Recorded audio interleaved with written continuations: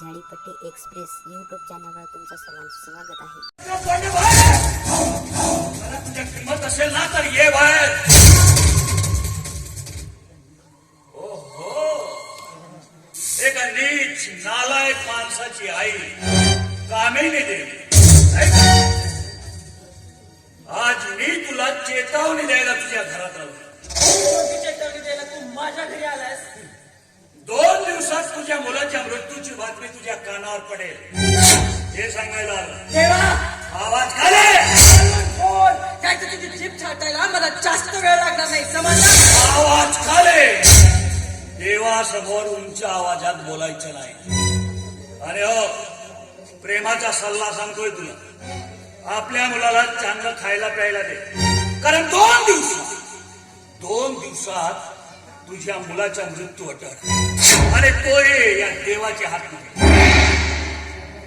देवा, तू आपल्या स्वतःच्या जीवाचा विचार कर.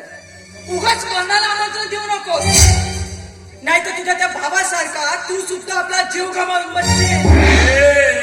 बाई, देवाला शहाणपण शिकवायचा नाही.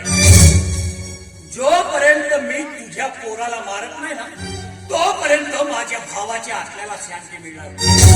तू तुझ्या पोराला कुठेही लपवून ठेव, पण मी त्याला हुडकून काढेन आणि मारेन सुद्धा स्वतःच्या हाताने. तू अजून विक्रम पांडेला ओळखलेलं नाहीये. त्याच्या जवळ जाशील ना तर जळून भस्म होशील.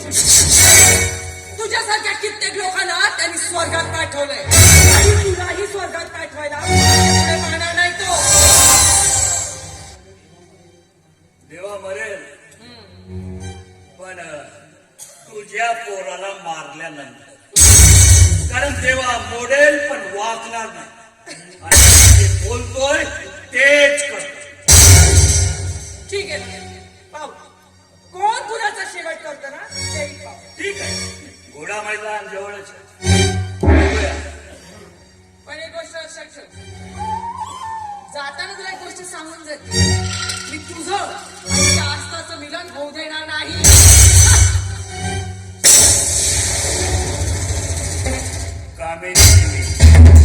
चला बाईची जात म्हणून मी आज सोडलं तुला, पण तुझ्या पोराला मी सोडणार नाही. तुझ्या पोराचा म्हणजे त्या विक्रम पांडेचा खून तर मी माझ्या स्वतःच्या हाताने करणारच, पण आसपासचे लग्न सुद्धा मीच लावणार.